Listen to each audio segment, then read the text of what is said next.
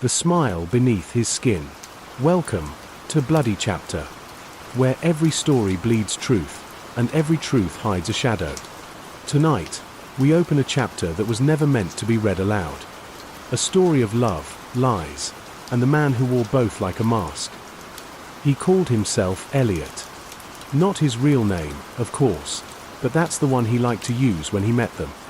The families, the ones with warm kitchens and welcoming smiles. He always found them the same way: online listings, house rentals, neighborhood events. He'd walk in like a lost traveler, polite, soft-spoken, harmless. They never saw the shadow that followed him. Soft sound, doorbell chime echoing through a quiet home. That's how he met the Carters. A small family tucked in the hills of Ravenwood, a town that loved its privacy and its secrets. There was Daniel Carter, a history teacher; Maria, his wife, a painter whose laughter filled every room; and their daughter, Lily, a shy little girl with big dreams and an obsession with stars. Elliot met them on a rainy Thursday. He offered to help Daniel fix a leaking gutter. By Sunday, he was having dinner with them. By Tuesday, they were calling him Uncle Eli. He smiled when they said that, a soft, careful smile. The kind that hid the tremor in his hands. Music rises slightly, unsettling, slow violin. They didn't know that Elliot kept a journal.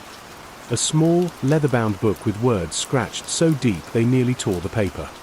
Every family had a name. Every name had a chapter.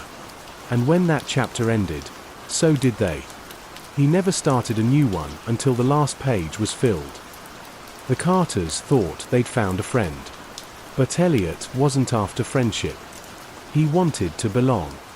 He wanted to feel what he could never truly feel: love, warmth, connection. He'd mimic it perfectly. The way Daniel clapped his shoulder. The way Maria's eyes softened when he complimented her art. The way Lily drew him a picture of their family, with him in the middle. Pause. The wind howls faintly. He'd tape that picture inside his journal. And then, he'd wait. It was always the same pattern. Weeks of calm. Weeks of building trust. Until the night when the air grew too quiet, and the walls began to whisper his name. That's when Elliot's skin began to itch. When the voices in his head started counting down. Soft whispering echoes in background, unintelligible voices, like overlapping breaths. He told himself he wouldn't do it again. That the Carters were different. But he knew he was lying. He could feel the chapter ending before he'd even begun to write the last page. The night it happened, the moon was full, pale, like a glass eye watching from the clouds. Maria was painting in the studio. Daniel was grading papers. Lily was asleep upstairs. And Elliot was standing in the hallway, staring at a family photo. He traced the faces with his fingertips, one by one. Daniel, Maria, Lily. Then his own reflection in the glass. He whispered, "You almost made me believe it this time." Music drops, heartbeat returns, slow and steady. He picked up his journal and turned to the final page. It was blank. Waiting. Sound, pen scratching softly, as if carving into the page. He wrote 3 words. The storm outside grew louder. Thunder rolled through the valley like a warning, but no one heard it. Inside, Elliot's breath slowed. His hand brushed the doorknob to Maria's studio. He stood there for a long time, listening. The sound of the brush, the hum of her voice. He almost walked away. Almost. Silence, only the sound of the rain tapping on glass. Then something inside him broke. Not a snap, not a rage. Just a quiet surrender. By dawn, the Carters' house was silent. The storm had passed. The world had gone still.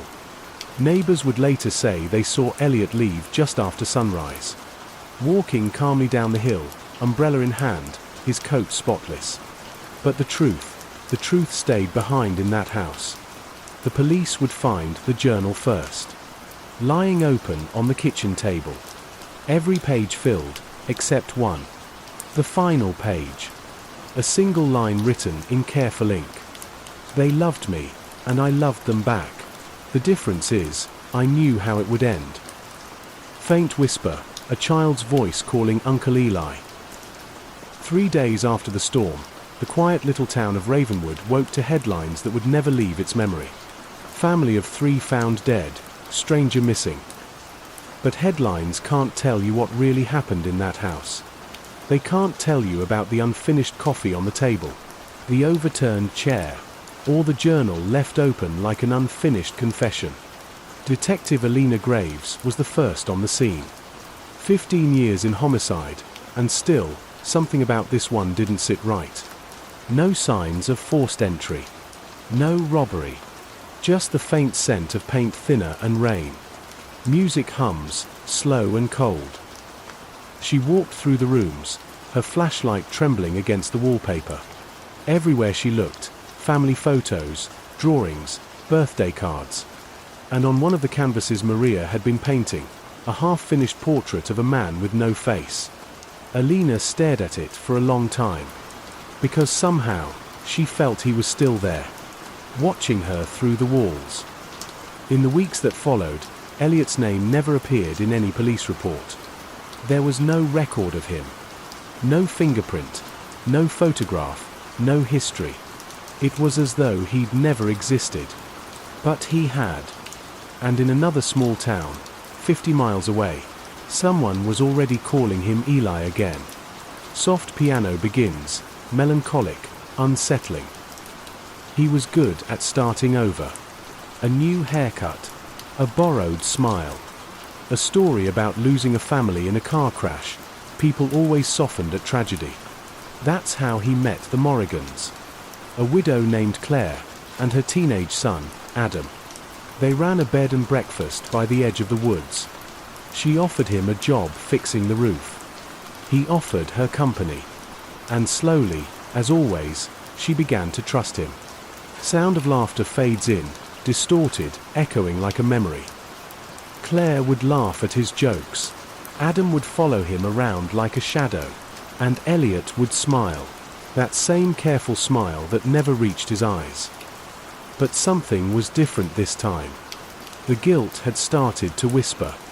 At night, he'd wake up drenched in sweat, hearing the sound of Lily's voice in the dark, calling his name.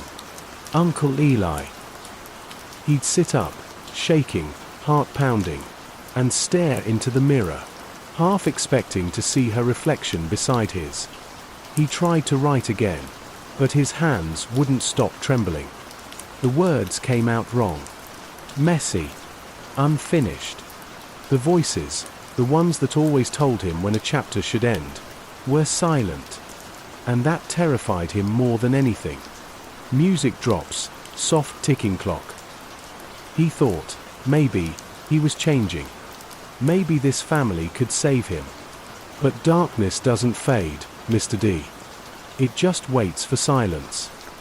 One night, Claire walked into the kitchen and found Elliot staring at a blank page. He looked up slowly, eyes empty, and whispered, "I don't know how this one ends." She laughed, not understanding. "Then make it a happy one," she said. But he just smiled. And said, "I don't think I can." Wind howls softly. A window creaks open. That was the last night she was seen alive. Morning came with a fog so thick it swallowed the entire valley. A neighbor found the inn's front door open, a kettle still whistling on the stove, and the journal, open once again, on the counter. But this time, it wasn't written by Elliot. The handwriting was shaky, uneven. One line stood out. He said he loved us. I think he meant it. The rest was smudged, as though someone had tried to erase the truth before it could dry. Pause. Silence. When police arrived, Elliot was gone. No trace. Just muddy footprints leading into the forest. And a single page nailed to a tree. The title read, Bloody Chapter. Some say he never stopped walking. That each town, Each family, each new beginning, was just another rewrite of the same story.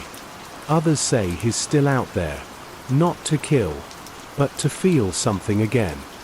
Maybe he's sitting beside someone right now, sharing a drink, telling them how he once lost everything, while quietly wondering when to turn the page. Faint heartbeat returns, echoing like distant thunder. Because for Elliot, love and death were never opposites. They were chapters, written in the same red ink. If you've listened this far, you've survived another page. But remember, the next story could begin anywhere. A smile at your door, a stranger offering help, a voice whispering your name in the dark. Beat of silence.